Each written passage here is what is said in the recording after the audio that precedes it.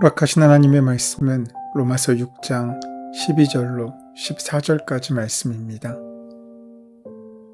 그러므로 너희는 죄가 너희 죽을 몸을 지배하지 못하게 하여 몸의 사욕에 순종하지 말고, 또한 너희 지체를 불의의 무기로 죄에게 내주지 말고, 오직 너희 자신을 죽은 자 가운데서 다시 살아난 자같이 하나님께 드리며 너희 지체를 의의 무기로 하나님께 드리라.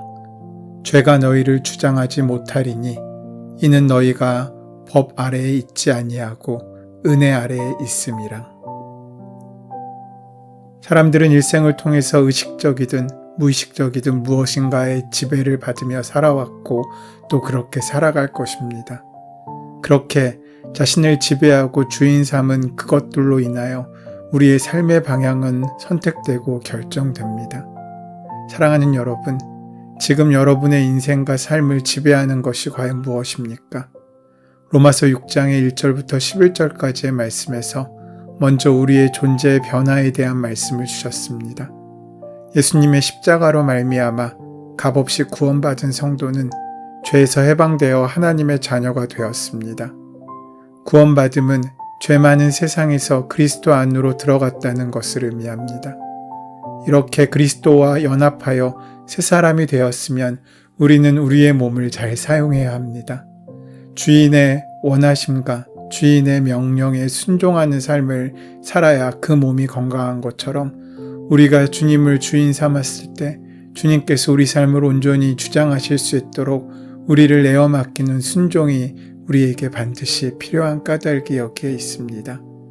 구원받은 사람이 그 몸을 어떻게 사용하고 사는지에 따라서 승리하는지 패배하는지가 결정되어 있습니다.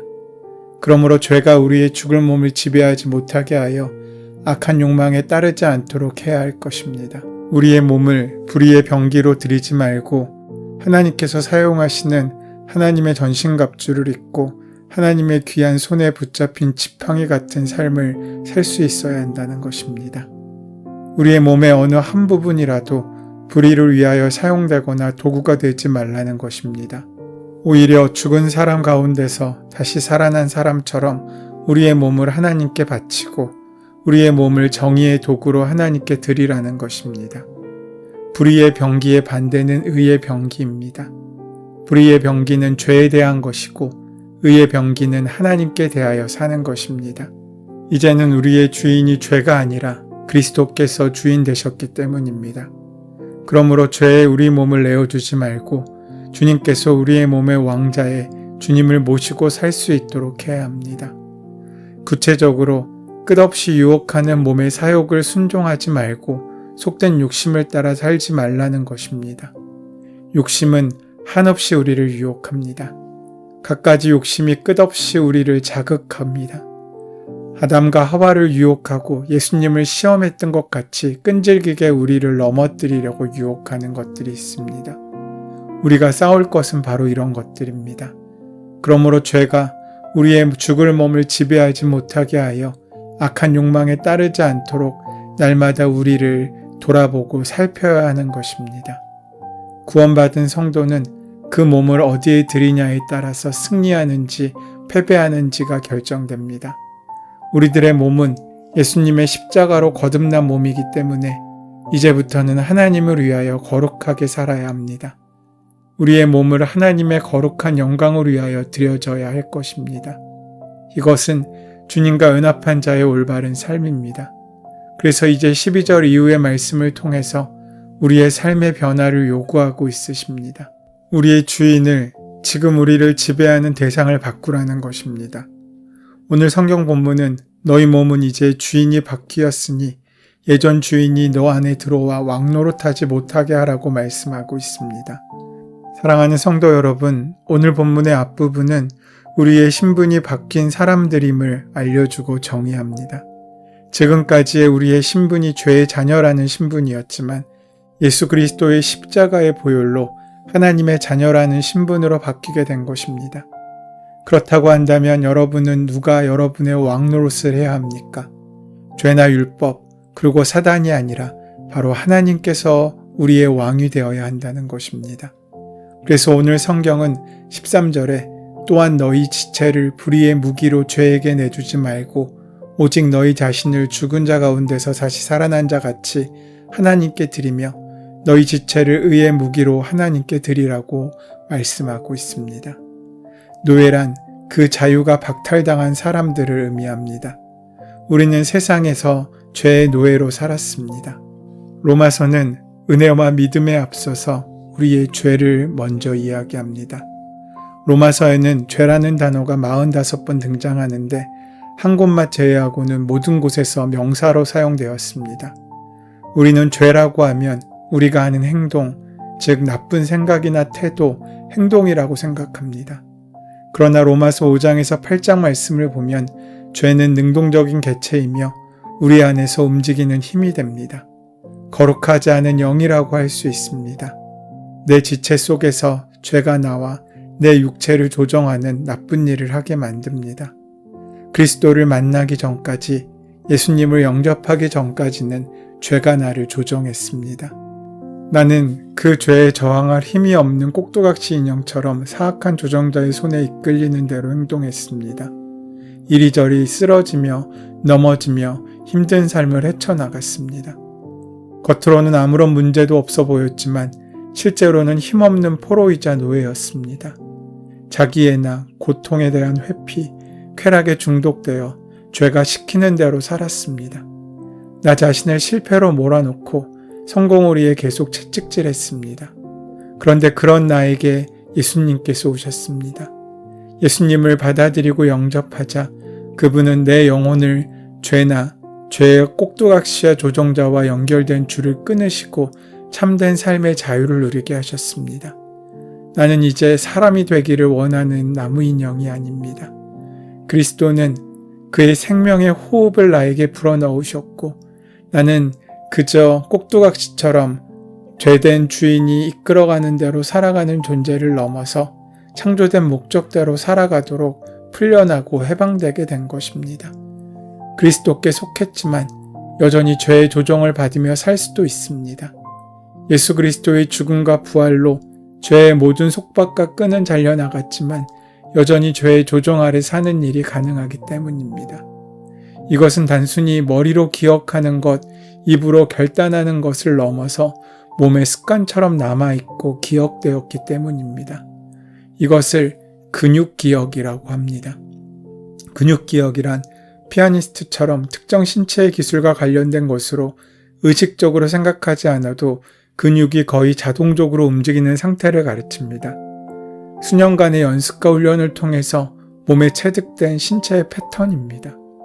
만약 우리 몸에 죄가 기억되어 있다면 우리는 우리의 의지보다 앞서 죄에 반응하는 삶을 살게 될 것입니다. 하지만 반대로 우리의 몸에 하나님의 은혜와 사랑이 새겨져 기억된다면 우리는 선한 열매를 맺는 복된 삶을 살 수 있게 될 것입니다. 이러한 체득을 위해 우리는 스스로를 그리스도의 종으로 인식하며 살아야 합니다. 그리스도의 종은 스스로 그리스도를 위하여 자신의 자유를 포기한 사람들이라고 할 수 있습니다. 그들은 예수 그리스도만을 자기 삶의 주인으로 인정하고 그에게 순종하기를 결단한 사람들입니다. 그래서 오늘 본문에 가장 많이 나오는 단어가 바로 순종이라는 단어입니다. 우리가 주께 순종해야 할 이유는 도대체 무엇입니까? 그것은 먼저 은혜 때문입니다. 그렇게 순종함을 통해서 우리들은 이제 죄에서 해방되어 의에게 종이 되었다고 말씀하고 있습니다.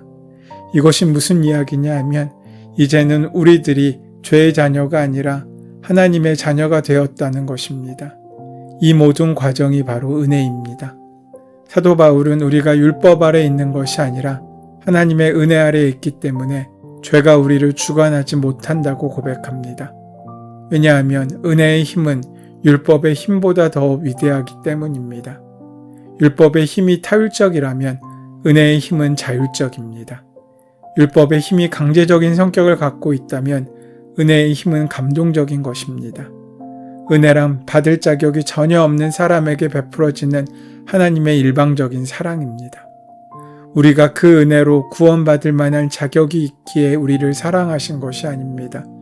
하나님께서 우리를 사랑하신 것은 하나님의 사랑 외에는 달리 설명할 수 있는 것이 없습니다. 그러기에 그렇게 사랑으로 우리를 구원하시는 하나님의 말씀에 온전히 순종할 때 우리는 율법의 형벌이 아니라 하나님의 은혜로 말미암아 살아가는 존재가 되는 것입니다. 하나님의 엄청난 은혜를 통해서 죄사함을 받고 구원받아서 하나님의 자녀가 되고 그리스도의 사랑의 대상이 되었다면 우리가 어떻게 죄를 범할 수 있겠습니까?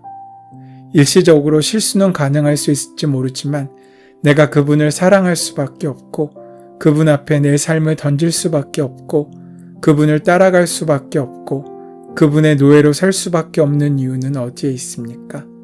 바로 하나님의 은혜 때문입니다. 똑같은 종이지만 누구를 주인으로 모시고 사는지에 따라서 열매는 달라질 수밖에 없습니다. 이 세상의 죄를 주인 삼아서 육신의 정욕대로 살아간 삶의 마지막 열매는 사망입니다. 이것은 앞으로 죽는다는 사실만 강조하는 것이 아니라 지금 여기서 이미 죄의 종이 된 결과를 체험하고 있습니다. 지금 이곳에도 사망의 징후들이 있습니다. 사망의 냄새가 지금부터 나기 시작합니다. 죽는 냄새는 썩는 냄새입니다. 부끄러운 일입니다. 지금부터 그 부끄러운 일들을 경험하게 되는 것입니다. 부정하는 일, 불법한 일들, 썩고 냄새나는 일들에 거하게 됩니다. 반대로 의의 종이 되면 그 열매는 무엇입니까? 의의 종이 되면 그 결과는 거룩함의 열매를 맺는 것입니다. 성도 여러분, 여러분에게는 거룩함에 대한 사모의 열정이 있습니까? 우리가 의의 종이 되었을 때 우리에게 남는 열매는 거룩함입니다. 우리가 얻은 영생은 그저 영원히 사는 것만이 아닙니다. 영생이라는 개념 속에는 질적인 의미도 포함되어 있습니다. 영생은 하나님의 생명입니다. 그래서 영원한 것입니다. 그것은 시간적으로 영원할 뿐만 아니라 질적으로 하나님 자신의 생명이기 때문에 전혀 새롭고 거룩한 생명인 것입니다. 우리가 영생을 얻었기 때문에 천국에 간다는 것으로 끝나는 것이 아니라 이 세상에서부터 거룩한 삶을 이루어 나갑니다. 그러다가 이 세상을 떠나는 날 내가 거룩하게 닮아오던 그 주님과 더불어 하나님 나라에서 영원한 거룩한 삶을 누리게 될 것입니다. 그러기 위해서 우리가 어떻게 살아야 하는지를 12절, 13절 말씀에서 우리에게 가르쳐 주십니다. 어떻게 살아야 할지에 대해서 첫 번째로 몸의 사욕에 순종하지 말라고 말씀하시며 두 번째로 지체를 의의 무기로 하나님께 드리라고 말씀합니다. 하지 말아야 할 것과 해야 할 것에 대한 말씀을 주시는 것입니다. 사도 바울이 말한 죽을 몸이란 이 땅에서 유한한 생명을 가진 존재로서의 사람을 의미합니다. 성도가 예수님 안에서 죄의 몸이 죽고 의의 몸으로 살아가더라도 유한한 이 땅에서 우리 인간의 몸은 결국 죽을 운명입니다. 이 몸이 더 이상 죄에 지배당하지 않도록 몸의 정욕대로 살아가지 않아야 되는 결단이 우리에게 있어야 합니다. 13절의 지체는 문자 그대로 눈, 코, 귀, 입, 손, 발 등을 가리킵니다. 지체를 죄에게 내어준다는 것은 눈으로 보암직한 것에 대해 마음이 빼앗기고 코와 귀로 탐욕의 자극을 받고 입으로 범죄하고 손과 발로 악행을 하게 되는 삶의 결과에 대한 말씀입니다. 아담과 하와가 하나님께서 금하신 열매를 보자 그 눈으로 보기에 보암직도 하고 먹음직도 하고 탐스러워서 손으로 그 열매를 따먹고 먼저 먹은 사람이 손으로 건네주고 또 배우자는 그것을 받아 입으로 먹는 행위를 통해서 죄가 생겼고 죄가 전파되었습니다. 그러므로 예수님과 연합한 사람은 이렇게 몸의 정욕대로 살지 말라는 것입니다. 우리의 지체를 의의 무기로 하나님께 온전히 드려야 합니다. 우리의 눈으로 선한 것을 보고 우리의 귀로 선한 것을 듣고 우리의 입으로 선한 것을 말해야 합니다. 그래서 14절 말씀은 죄가 너희를 주장하지 못하리니 이는 너희가 법 아래 있지 아니하고 은혜 아래 있음이라 라고 말씀합니다. 바울은 다시 한 번 더 예수님과의 연합으로 의롭다함을 받은 사람은 죄의 권세 아래 있을 수 없음을 강조하고 있습니다. 죄가 성도를 주장하지 못하는 이유는 우리가 하나님의 은혜 가운데 있기 때문입니다. 하나님의 인자하심과 긍휼하심의 은혜 없이는 우리는 사람다운 삶을 살 수 없습니다. 이것이 하나님께서 우리에게 허락하시는 축복입니다. 그러므로 매일매일 아침마다 허락하시는 하나님의 말씀을 귀하게 듣고 묵상하심으로 그 말씀의 순종함을 통하여 하나님께서 우리에게 허락하시는 그 모든 은혜와 축복을 더 많이 누리시는 복된 하루를 살아가게 되시기를 소원하고 축원합니다. 은혜의 주님, 죄로 죽을 수밖에 없던 우리를 구원하시기 위해 십자가의 고난을 감당하신 은혜에 감사합니다. 이제 우리가 예수님 안에서 새롭게 지음받은 존재임을 잊지 않게 하여 주셔서 그 은혜로 새로운 피조물로 하루하루를 살아갈 수 있도록 역사하여 주시옵소서. 예수님의 이름으로 기도드립니다. 아멘.